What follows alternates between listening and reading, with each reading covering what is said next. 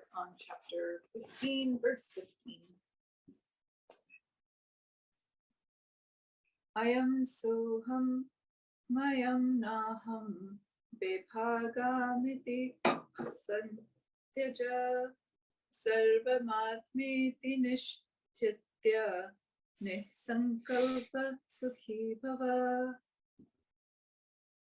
Totally give up all distinctions, all such distinctions as I am he, and this I am not. Consider all as the self, and be desireless and happy. So, what the text is referring to is some of us may get, I don't want to say stuck, but we stop at half the process. So in our meditation, maybe in class, mind gets tuned up. And I get, I'm not the body, I'm not the feelings, I'm not the thoughts. Koham, who am I? That ego sense dissolves. Oh, I'm that witnessing consciousness.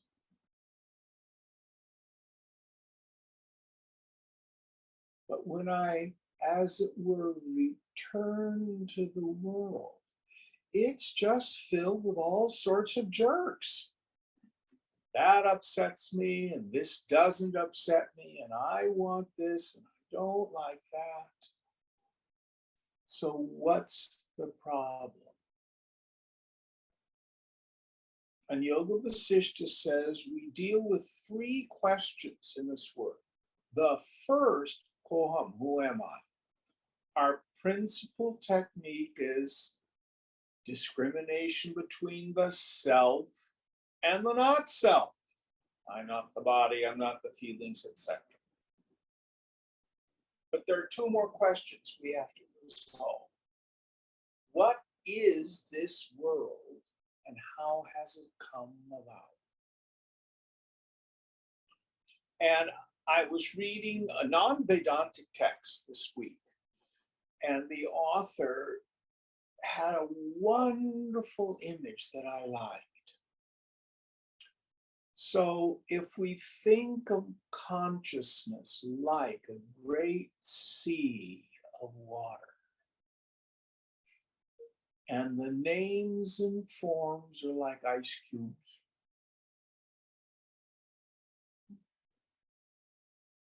Now, if you see ice floating in a tub of water, is the ice different than the water?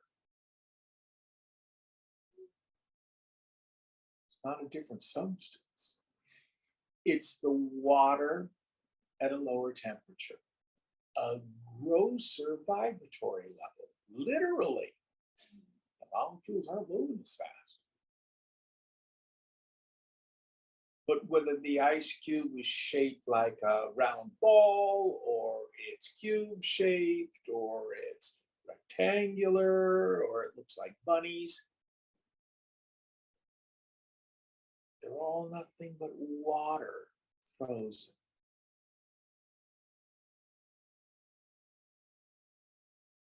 So also, all the names and forms are nothing but consciousness grossified. It's all it is. So how do we endeavor to see that? This involves, in the beginning, this tense introversion of the mind, not letting the mind extrovert because of my likes and my dislikes.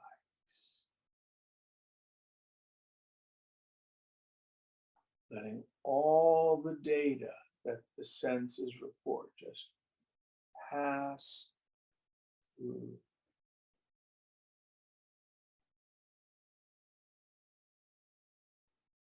staying in meditation while in action,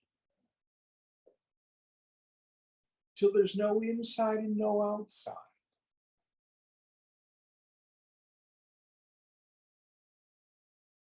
And then our experience, the world starts to change. It starts to thin, starts to become very transparent. We have the direct experience that it's all consciousness appearing as name and form. All the various ice cubes are nothing but water appearing as the various shapes of ice. Now, if the water in the tub is room temperature, you put the different ice cubes in it, what's eventually going to happen to the ice cubes? They'll melt. Yeah. So guess what happens to all the names and forms? They'll melt. But is anything lost?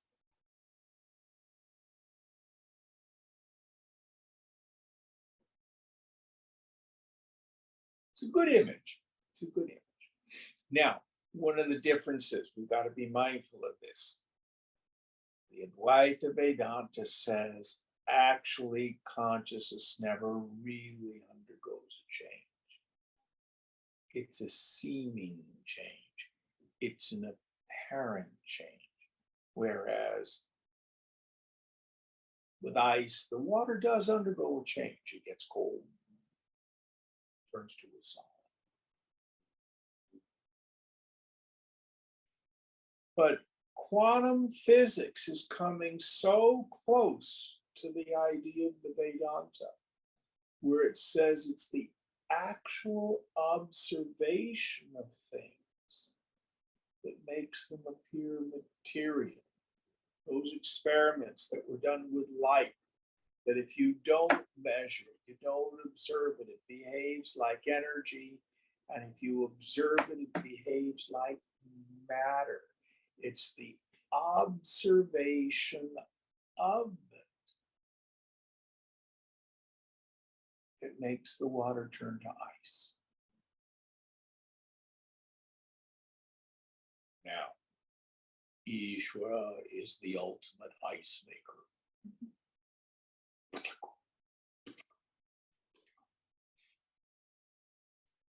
Shooting out all these names and forms.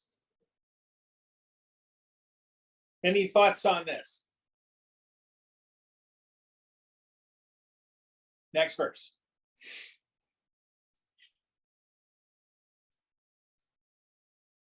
Taveva Jnanato Vishwam Tvamekaha Paramarthataha Tvatto Nyo Nasti Sansari Na Sansari Chakaschana.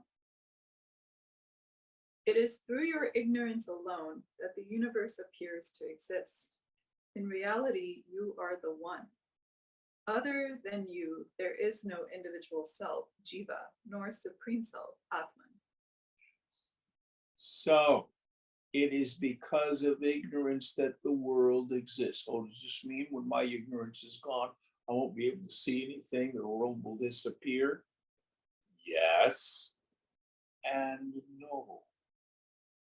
With a verse like this, we always approach it from two standpoints. So, in deep sleep, the individuality and the phenomenal world are gone.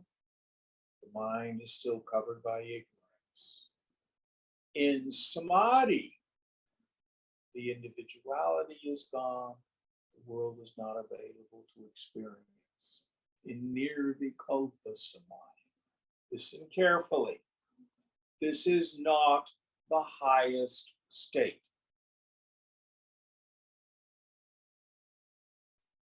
It is the mind state of no mind. And when the mind returns, we're finally convinced, oh, I'm not a person. That was just an illusion.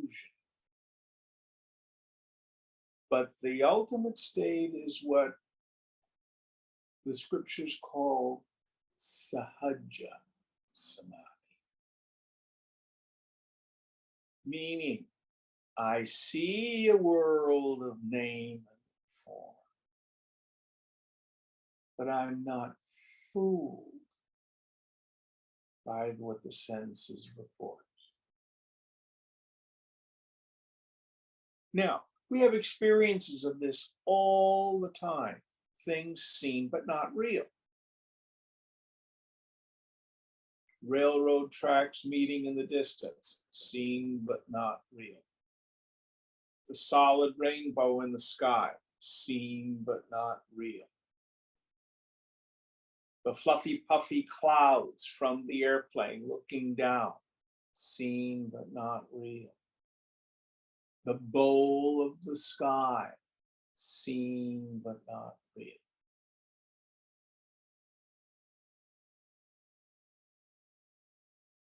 Optical illusions. But our senses are pretty powerful. Way back in the old-timey days, in 1973, I lived in a great big huge Victorian in Berkeley on Dwight and Telegraph. And somebody had given me a prism. It was about this long and it was triangular shaped. And we had this game. You get at the top of the stairs from the second floor coming down to the ground floor. And you'd look through the prism. And what it did, it made, I guess it's called the riser of the stairs. I think the standard height is what, 6 inches? Maybe like a foot, foot and a half. Look down. And it would be so funny because you watch people like that with their foot because they couldn't find the next step down. They knew it's only 6 inches, but their eyes through the prism reported an illusion of a foot, foot and a half riser. It was very funny. Only way you could really get down the stairs is you had to not believe your eyes and just trust your feet. Is this making sense? My senses continue to report sin, sickness, death, fabulous stuff, terrible stuff. It's all just mine. It's all just a spiritual optical illusion.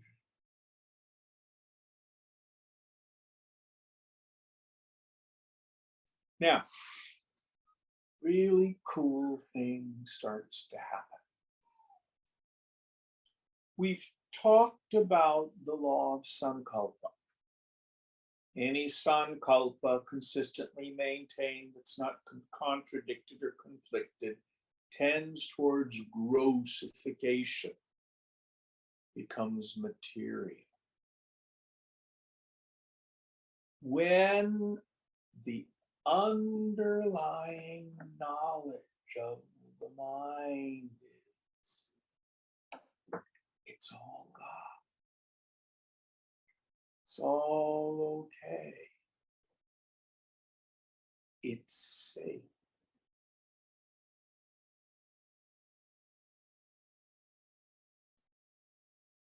Fear starts to drop away. The need to control starts to drop away. Judgment, condemnation falls away.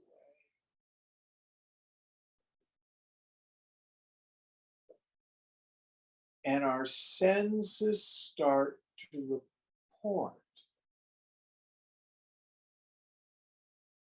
what the prophet Isaiah calls the peaceable kingdom, where the wolf lies down with the lion,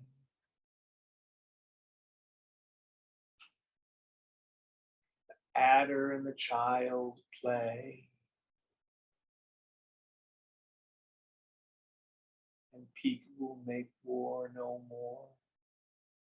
Now, isn't there something in you that goes, oh yes, wouldn't that be wonderful? Does that happen to you when you hear that kind of description of the world?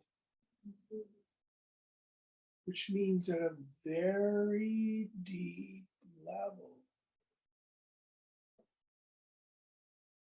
you know the peaceable kingdom. Now, to the degree that you and I can abide in the self, that starts to manifest around us. We have all sorts of stories of Ramana Maharshi at his ashram. When wild animals would come to him to get his darshan.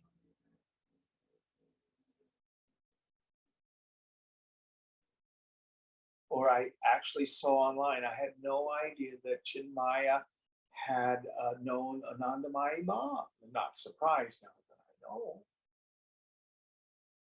But I had a dear friend, Julie Jackson, back in 1974. She went to India to the Mahakumbh Mela, had her darshan. She said, you just got 20 feet away from her. Everything just fell away.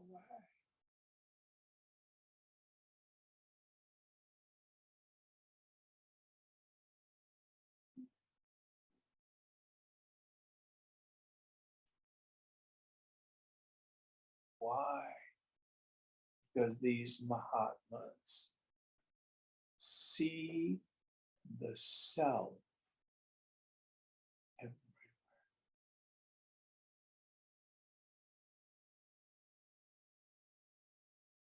Any thoughts on this?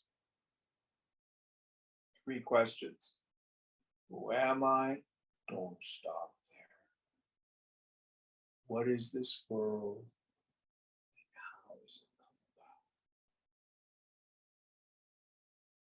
come about? Mind is the world is the mind. The material cause, all the names and forms, is Brahman. Sarvam Kalvidam Brahma. All this is verily God.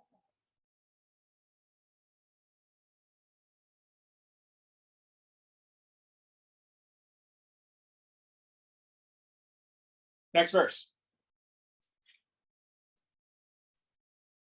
Kranti matramidam vishwam na kinchititi nishchayi nirvasana spurti matrona kinchitiv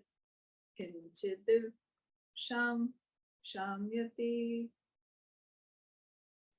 One who understands with certitude that this universe is but an illusion and is nothing, becomes desireless in pure intelligence and finds serenity as if nothing exists.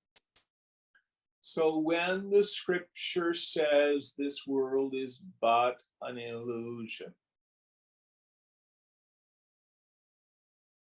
it seems to be in tension with other scriptures that say this world is nothing but Brahman. How can it be an illusion and be Brahman? Is Brahman an illusion? Come on, straighten me out here. It's easy to understand if we go to our direct experience. So when you do a visualization, visualize an elephant. It's just imagination. It's an illusion. There's not a real elephant stuck inside your head. Your head would look very funny if it were.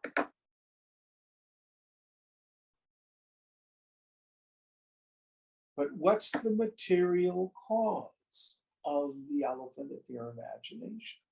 Nothing but the fabric of your mind.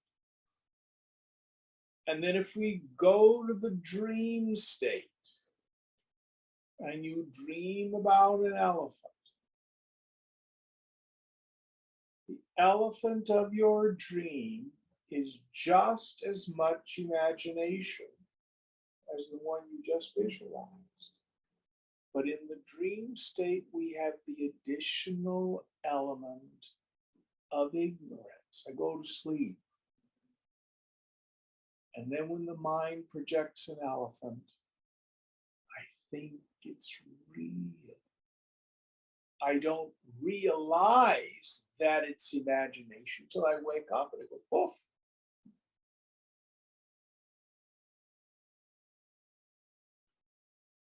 This is no different.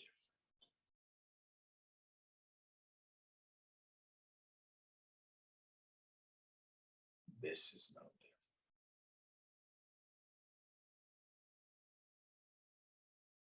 Brahma Satyam Jagan Mithya. Brahman alone is real, the phenomenal world is illusory, meaning it's a superimposition, meaning it's a conditioned reality. So it's not like there's a tub of water and we're dropping plastic balls in it. No, they're ice cubes. They're nothing but the water appearing as ice cubes.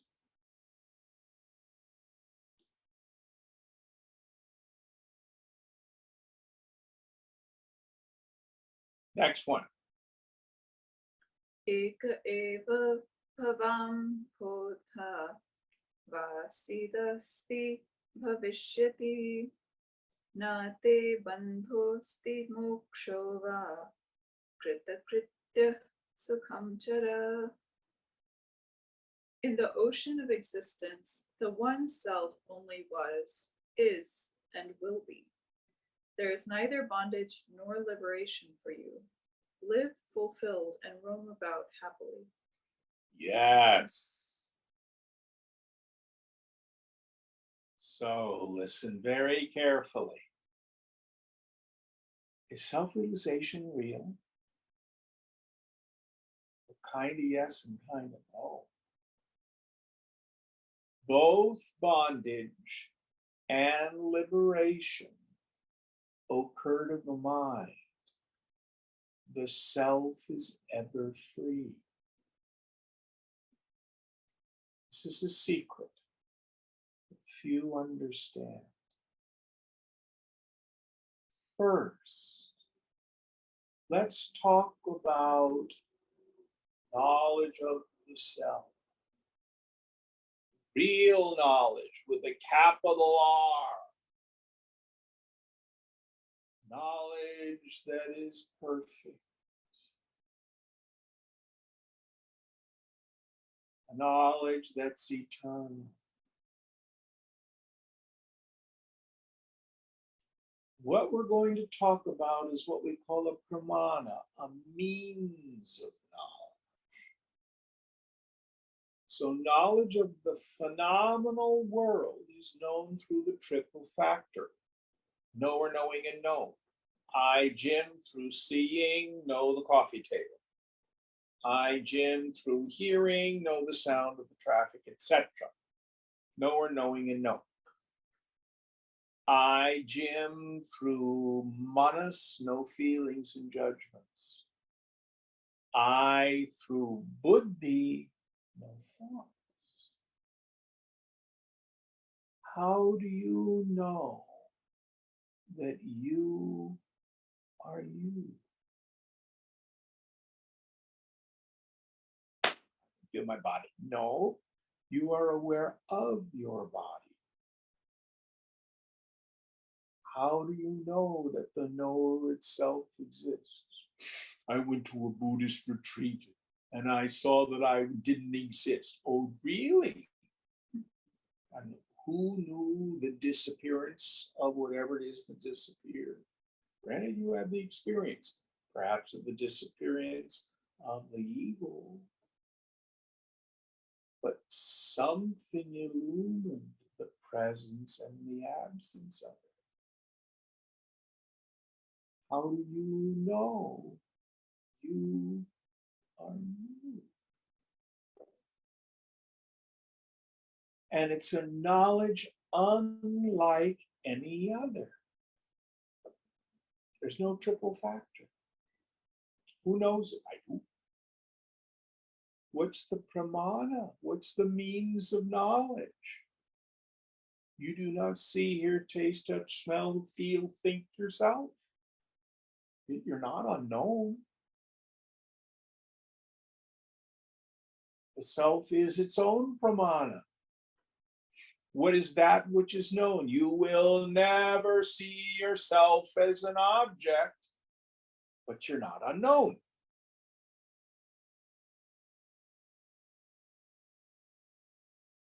Knower, knowing, and known are merged into one.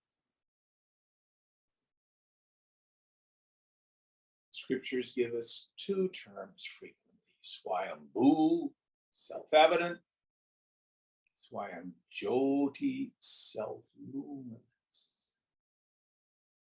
Now listen carefully. Everybody already has that.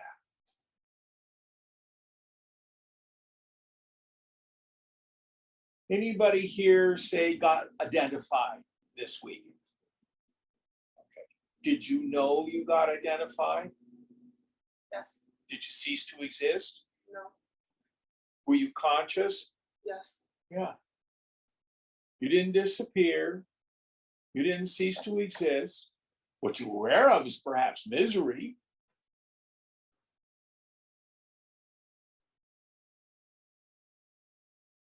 So everybody already has the real knowledge. Think, if it were real, eternal, it can't be gained or lost. And listen very carefully. Everybody already has it. This is why the great 20th century saint Meher Baba used to say, everybody's already realized. Don't worry. Be happy. Those of us who are yogis going, yeah, but. So what happens? What is self-realization? We have that perfect knowledge. Then there's something that happens to the human mind. Technically speaking, it takes place in what we call the Vijnana Maya Kosha, the subtlest part of the intellect. In the subtle intellect, we have a mechanism called ahankara or ahankriti, usually translated as ego. It is a function that allows the human bodies, the conditioning, the equipment, the robot, the android, to function. So, for example, Aditi, did you have breakfast this morning? No breakfast, but you drove up here. Mhm. And you parked where, on the side street like you usually do? Mhm. Yeah. So all that happened to you. What you are we talking about? Aditi, did you drive here from San Jose? No. You took the BART from the city. Mhm. See? So all that perception and memory is all coordinated. So it all happens to the same person. That mechanism, ahankriti, ahankara, it's not evil. You couldn't function in the world without it. Problem is when I think it's me.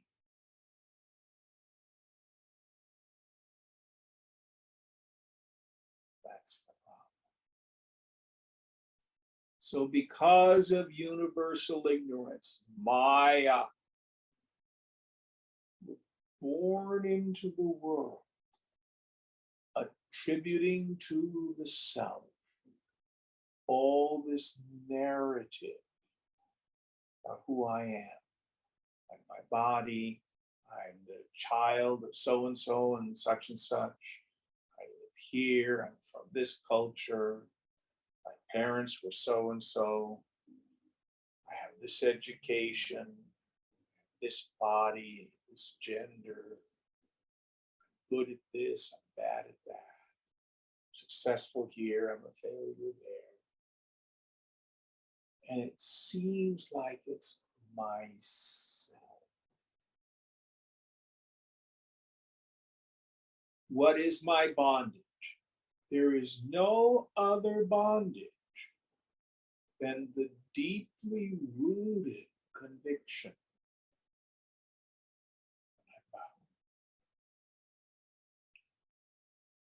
Rooted in the bija vasana, the seed impression is, I am the body.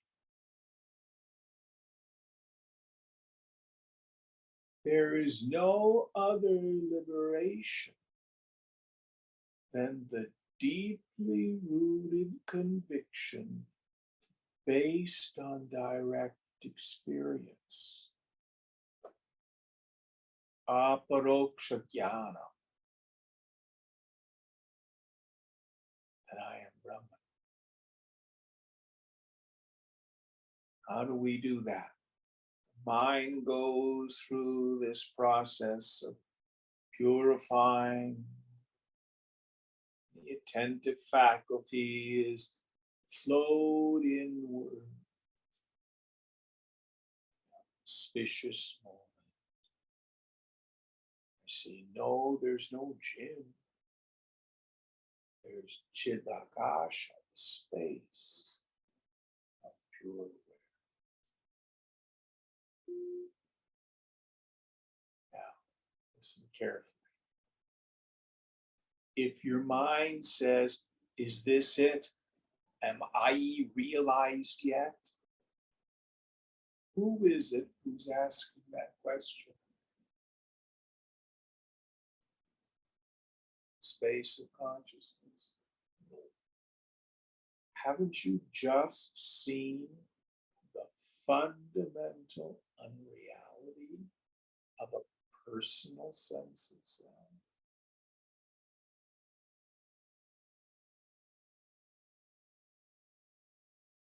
So what is the conclusion of the awakened mind?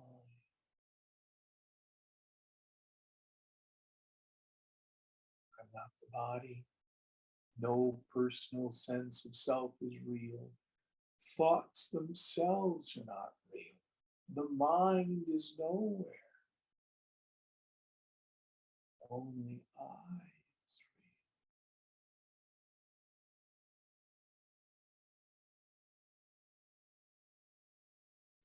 real. Yeah, but what if I get re-identified?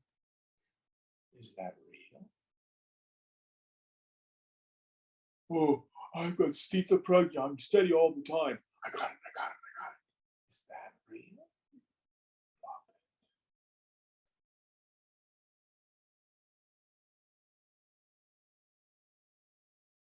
To try to become an enlightened person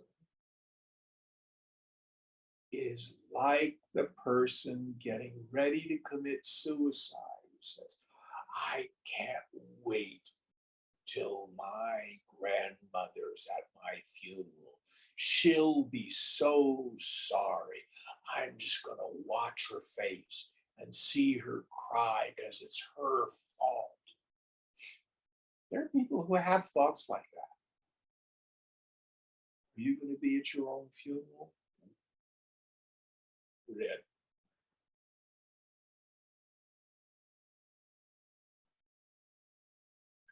So there will be no individual you there. That's the point.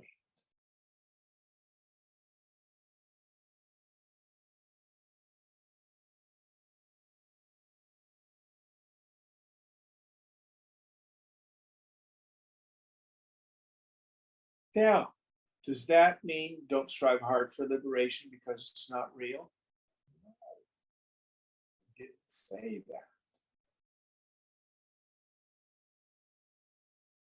Does the self suffer?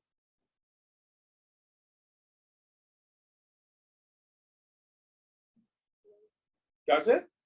No. No. What suffers? Come on. Okay, my mind's not real. Does that keep it from hurting? No. Say that again. No. My mind's not real. Did it keep it from hurting? Absolutely not. Yeah. How do I free my stupid mind from its grief? Wake up. That's how. I was talking with a student last night. We've talked frequently about the pleasure principle, how pleasure always tastes the same. If it's ice cream, if it's beautiful music, if it's good sex, what it does to my mind is the same. It varies in intensity and duration. But I guess I didn't stress it enough for him. What he was sharing with me was, Jim, I saw that suffering always tastes the same. There I am, jonesing again. I want something. Only two things. I either want the world to change or I want me to change. Tell me if you can find any other suffering. And it always feels the same and it sucks. Doesn't it? How do I get out of it completely? Be a Ukrainian, give the middle finger, not just to the Russians, but to the whole world. Let it go. It's not substantial. F them. They can't take a joke. Let it.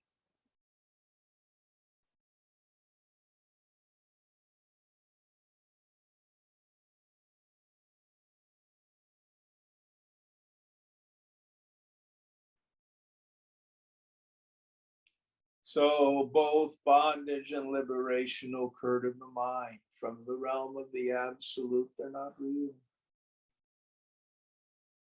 What is my bondage? I think I'm a body. What is liberation? When the mind realizes, not that I'm an enlightened person, but I am Brahman, and that the world, name and form, is illusory. The mind becomes peaceful.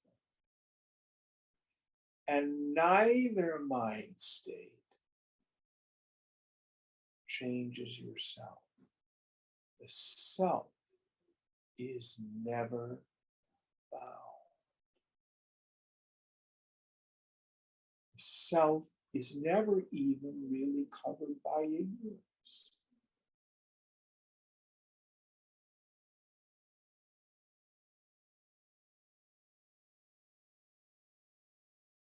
Any thoughts on this?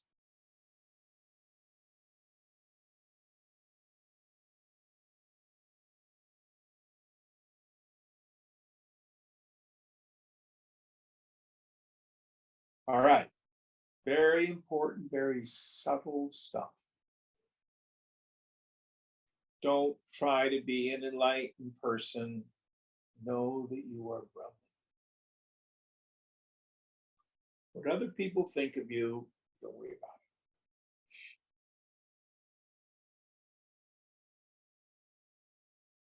it. Next verse.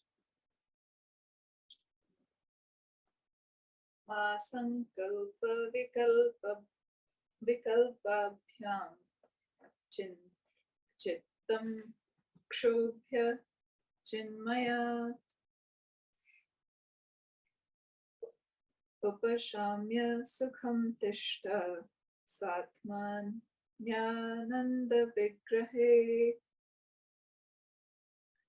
O pure intelligence, do not disturb your mind by affirming and negating things. Silencing them, abide happily in your own self, which is an embodiment of the bliss absolute. So, once you're rooted in knowledge, give up what we call jnana abhyasa. What is jnana abhyasa? Abhyasa means practice, the practice of knowledge. What is that?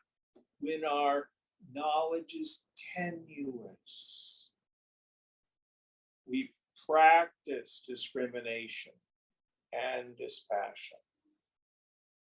Get triggered, get identified. Oh no, I'm not the body. I'm not that feeling. I'm not a person. Let it go.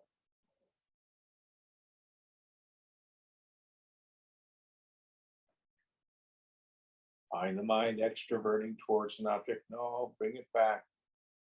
These are important practices at one level.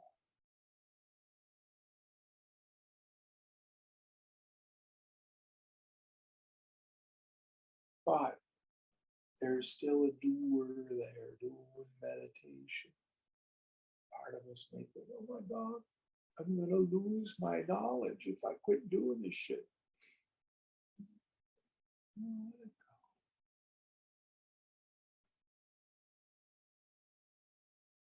When are you ever not you?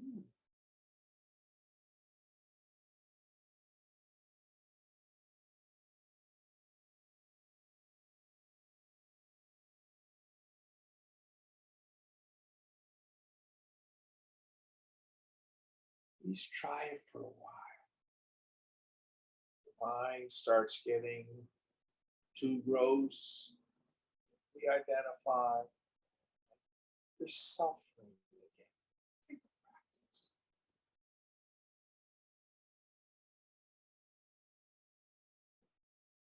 But the mumukshu, the yogi, is like the stick used to stir the funeral pyre.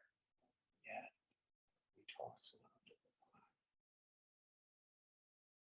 fire. Now, this is a verse that can be dangerous to beginning or intermediate students. Because if you take on this lack of practice too soon, you end up just rationalizing your suffering. Oh, I had a terrible morning, Jim. I just terrible. But it's unreal, so I'm not going to do anything about it. That's stupid.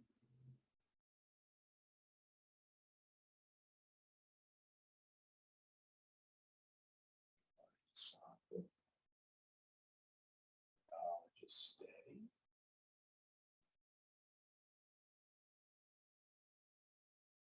Then even give up all practice. The abide is yourself. Revel in your own self nature.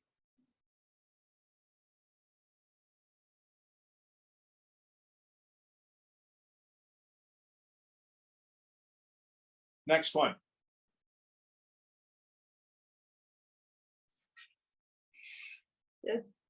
Tyajeva dhyanam sarvatra ma kinchit hridi dharya atma tvam mukta evasi kim vimrishya karishyasi.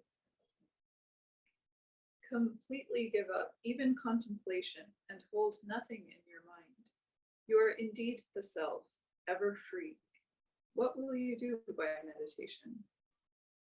So here, this meditation, concentration, trying to get high or something like that, at one level, yes, keep the mind intensely introverted.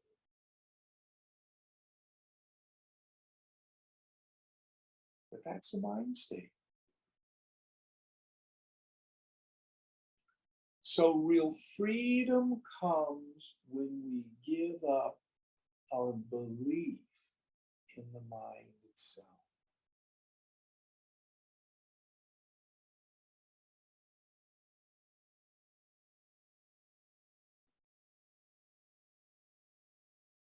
And it goes small little corner. I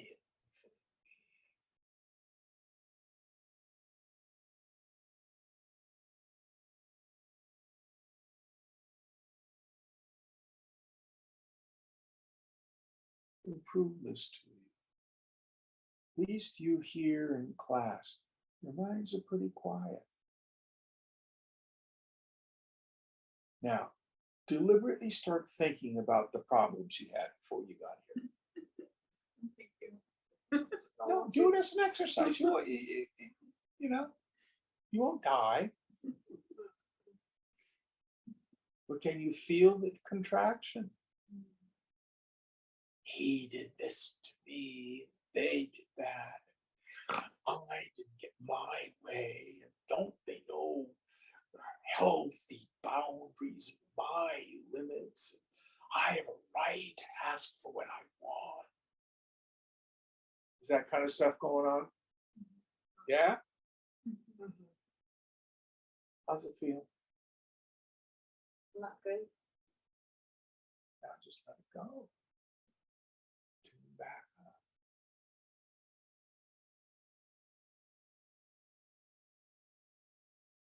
You are coming along. All that is just silliness. It's a world that's no more real than the magician in Las Vegas who saw the lady in half.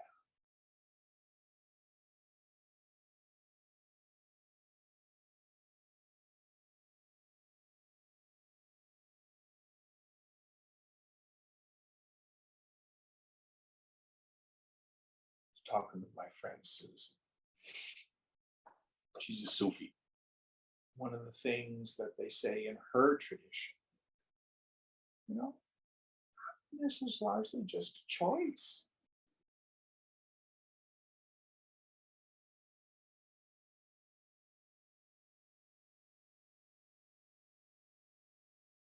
How do you be happy?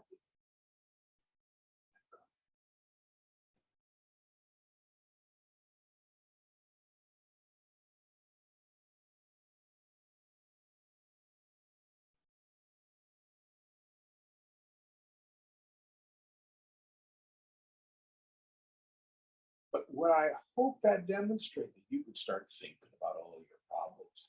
The mind contracts, and they seem so present and real. Drop.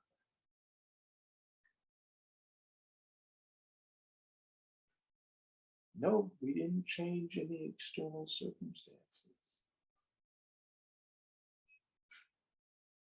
Just look out the window. See the beautiful blue sky.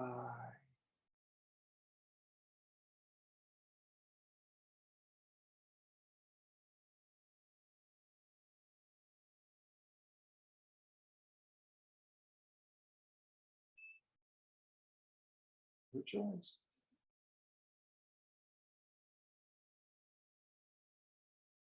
Understand playing whack-a-mole with the world. It's not bad, it just doesn't work.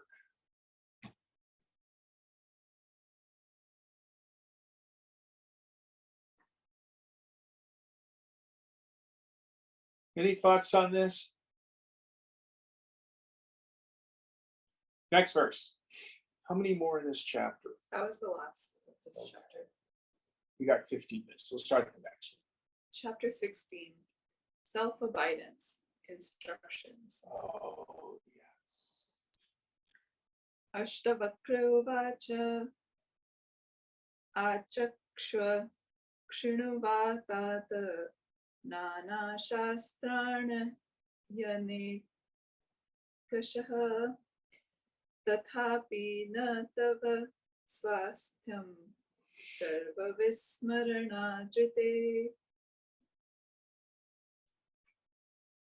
Ashtavakra said, "My son, you may speak many times in many ways upon the various scriptures or hear them, but you cannot get established in the self unless you forget all." Yes. So we have paroksha jnana, indirect knowledge, which is useful. Hear it from the teacher. We hear it by reading the scriptures, commentaries, which have as their purpose to inspire us to practice. But here, Ashtavakra is rephrasing what Krishna says in Gita in the second chapter. He who knows it not. She who knows it not knows.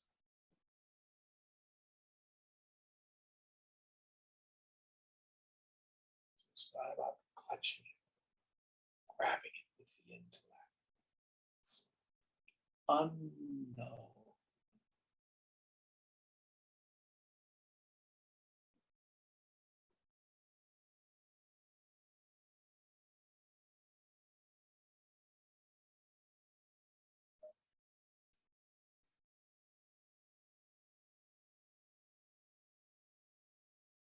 I call this ignorance as opposed to ignorance.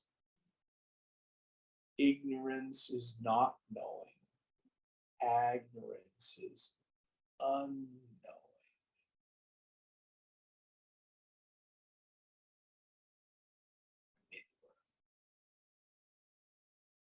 So you need to become an ignoramus.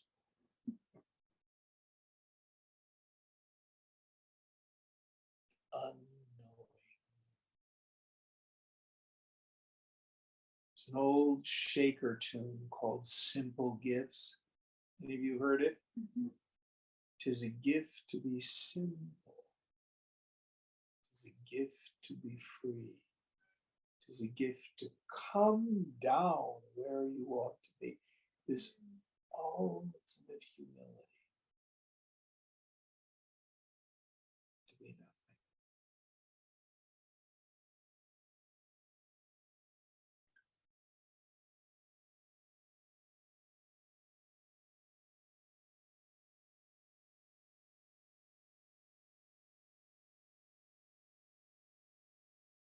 When we find ourselves in the place just right, we'll be in the valley of love. It's about samadhi.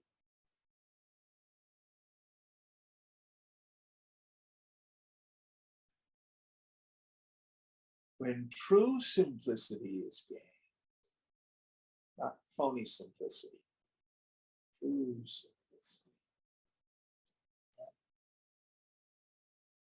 To bow and to bend, we shan't be ashamed. Whatever you say.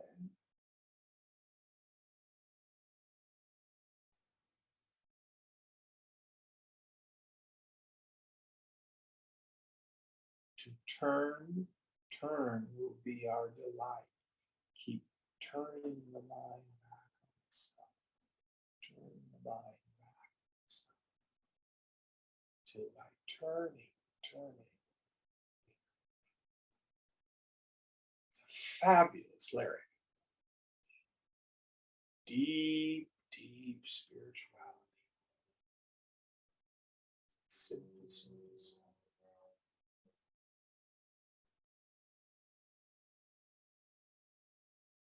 Deep spirituality.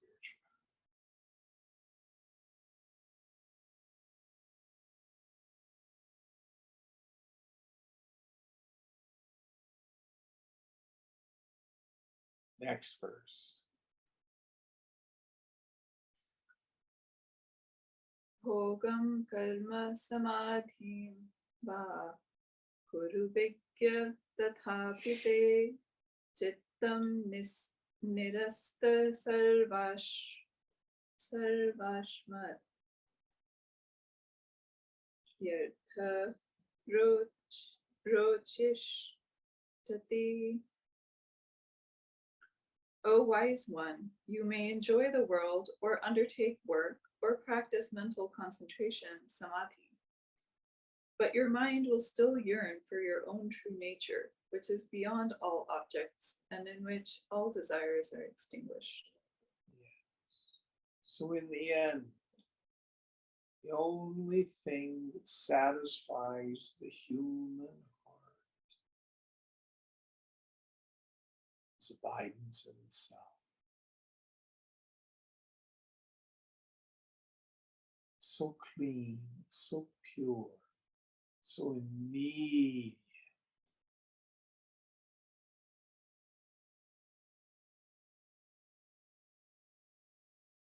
You hear all sorts of expressions that describe this. We have a God-shaped hole in our hearts.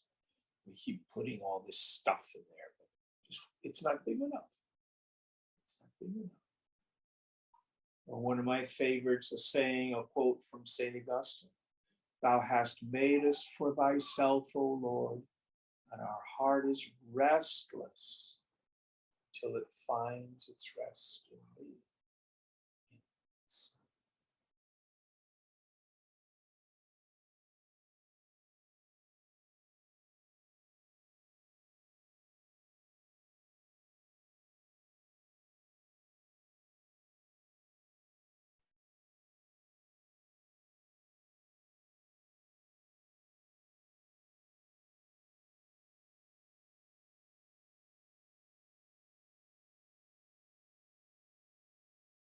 Next one.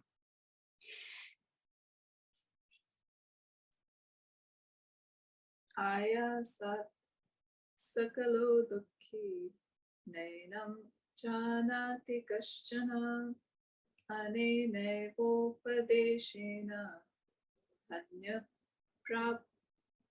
prabhukti nirvitam. Because they exert themselves, all are unhappy, but none knows or appreciates this. Through this instruction alone, the Blessed One attains liberation. So, Purushartha, self-effort, that's applauded. Nothing in this world is achieved by anything else other than self-effort. We have to strive hard for anything worldly. We're told to strive hard for liberation. But in the end, peace comes by giving up all struggle.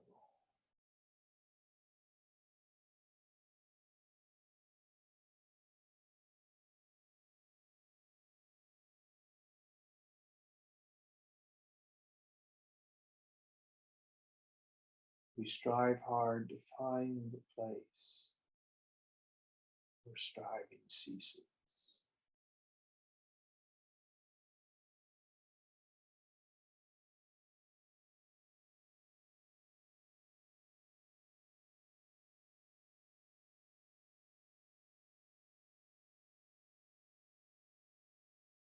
This is the deeper meaning of Sabbath, Shabbat.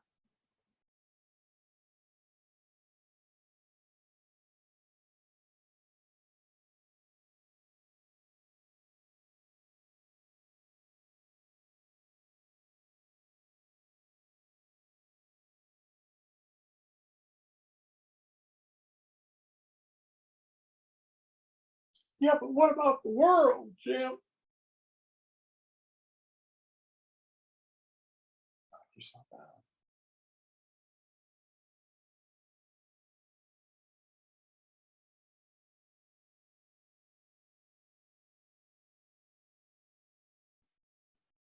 Master Jesus said, "Consider the lilies of the field. They neither spin nor sow. Solomon in all his glory was not arrayed as one of these."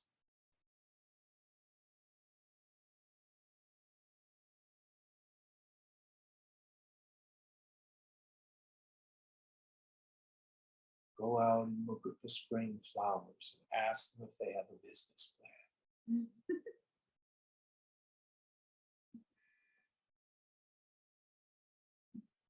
See what their spreadsheets are like.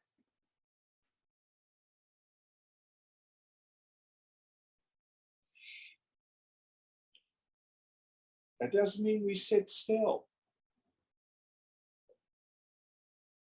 The body will move according to the force of its past.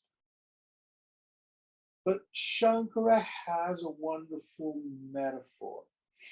Have you ever seen a moth that's colored so it looks like a dead leaf? They're kind of brown and stuff like that. It's very still, looks just like a dead leaf. Now the wind can come and it can blow a leaf and it's moving in the air. It's not doing anything. It's the wind that's moving it. That's different than the moth, which is flapping around. It's internally driven, it's ego driven. So too, we see the person in ignorance and they're like the moth, struggling, striving, working. And we see the woman of realization. She's moving through the world, but she's dead. She's blown out. They look the same, just like the dead leaf in the wind and the fluttering moth look the same.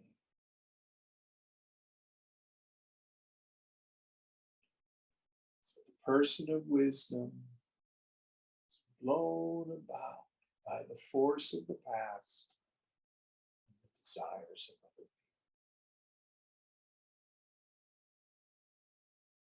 No longer have any agenda.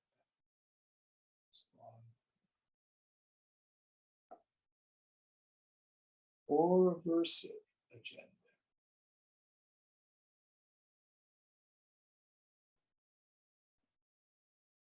All right, we'll stop here. What verse are we on for next week? Chapter 16, verse 4. Oh, while I think of it, I have a dental appointment at 11. There will be no class next week. So I'll see you in 2 weeks. So everybody online got that? No class next week. I'll see you in 2 weeks. Om Purnamada Purnamidam Purnat Purnamudachyate Purnasya Purnamadaya Purnamevamishishyate. Om Shanti Shanti Shanti. Hari Om Sri Gurubhyo Namaha. Hari Om.